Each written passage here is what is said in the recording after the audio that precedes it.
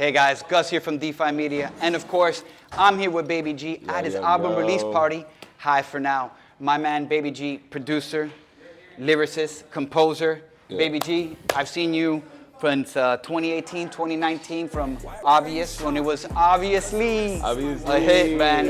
We got so many great songs. We got Too Obvious, where you had like a techno vibe coming in a little bit. And then 2024, man, we got Magic.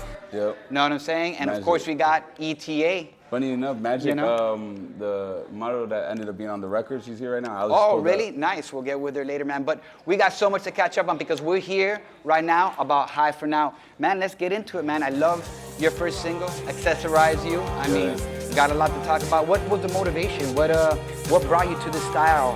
How did you evolve or change? What are you bringing right now, my man? Yeah, honestly, I feel like if music, just being able to have so many different friends that are in different genres, you know, we always collaborate, or I'll go to studio sessions with friends that make an alternative, making that, and I just hopped on one of my friend's songs, like, yo, I think I could try something on that range, and it sounded good. Ended up being a record on the project. True that. So that was cool, you know, just experimenting, trying new things, not putting yourself in a box, you know? No, for sure. You know what, I've been listening to your album, I have to tell you the truth. I like Accessorize. Here's why. I feel like that first album is more for the fans. I mean, I have to relate it because what I feel is like, people are thinking about, oh, maybe it's about a partner or anything. Well, here's the thing. I feel like you're talking about the fans, that you want to accessorize, you want to go. I can feel the evolution of changing. I feel like you're telling people, don't put me in a box. You know what I mean? Like, I'm going to accessorize your style, I'm going to accessorize what you're doing, but I'm not going anywhere. Cause have I told you about the record before? No, you haven't told me about the record before, man. That's really? Exactly it. Yeah, I love it's it, man. really like that idea of like not letting people, you know, I feel like we as humans, like we try to accessorize ourselves, or people that just meet us, or they try to accessorize who we are instead of like accepting the reality of who we are. You know, they try to have an idea of who we are, you know? So it's just about not letting the world accessorize you or try to pick the pieces that they like, just being unapologetically yourself, you know? Yeah, that's true, man. You're not unapologetic.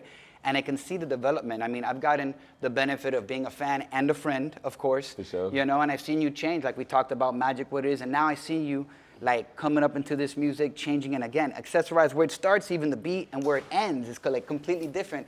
And then you move on in to the next song, and I feel like it's this like proclamation of please, you know what I mean? You just hit it off hard, go right into it. I'm again a big fan of the song, leading into Falling Back, and again, you have this now. I feel like you're evolving. You know, I still sense that taste of Baby G that I've always loved, and now you're coming up hard. I mean, I love the cymbals that you're coming in, the beats on some of them. I'm loving it, actually. Which is the song that you think has motivated you the most to make sure that the fans want to hear this? You know what I mean? What is the song that you want to make sure that every fan needs to put their ears on? Shit, I mean, I guess when you're an artist, like every song is kind of like your baby, you know? Like it's like they're all like, you know, your pieces of art. But I really like the delivery of Well, and I feel like certain songs really just embody who you are in a person, like vibe, and just the rawness of it, and like the overall fun vibe of it. I think Well is just such a great embodiment of like who I am as a person, you know. I love it. And also talking about just trying to love ourselves, like, you know, we all struggle with that. Yes, very true. Instead of like dealing with it in a way that's so dramatic, just like, you know, having fun about it. Like that's a part of the human narrative, like whatever, you know. It is, man. I feel like you're in touch with a section of yourself and people because, you know, even from obviously, like, you are a really nice guy. What can I say? People like you. People go, That's but then funny. they see your music. You know what I mean? And they see your videos, and they may not be as in tune and be like, oh, this guy's dangerous. So I go, you're dangerous not to get to know him, man. You're nothing but kind and good.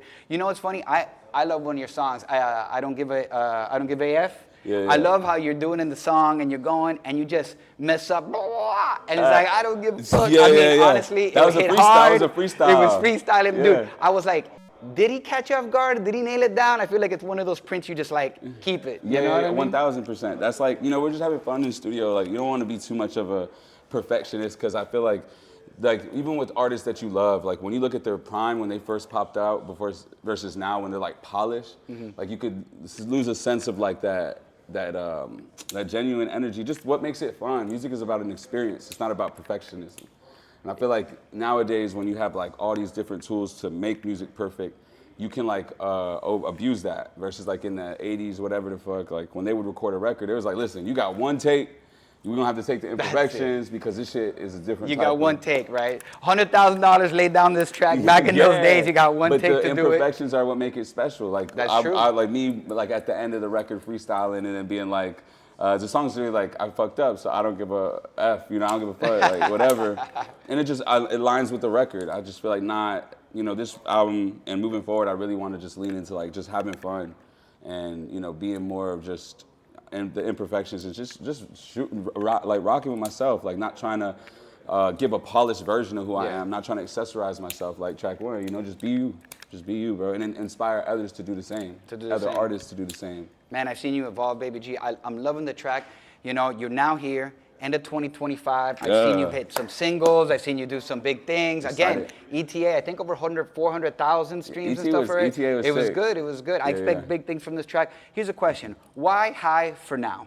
What's in it? High for Now. High for Now, I just feel like me as a person, like I always go like, you know, I'm here and then I'm gone, you know? I'm always somewhere else. I'm always like maybe the ghost or, you know, like present until I'm not present and then hard to be like reached. And I feel like we all resonate with that. Like sometimes we isolate, sometimes we want to just, you know, decompress or be gone.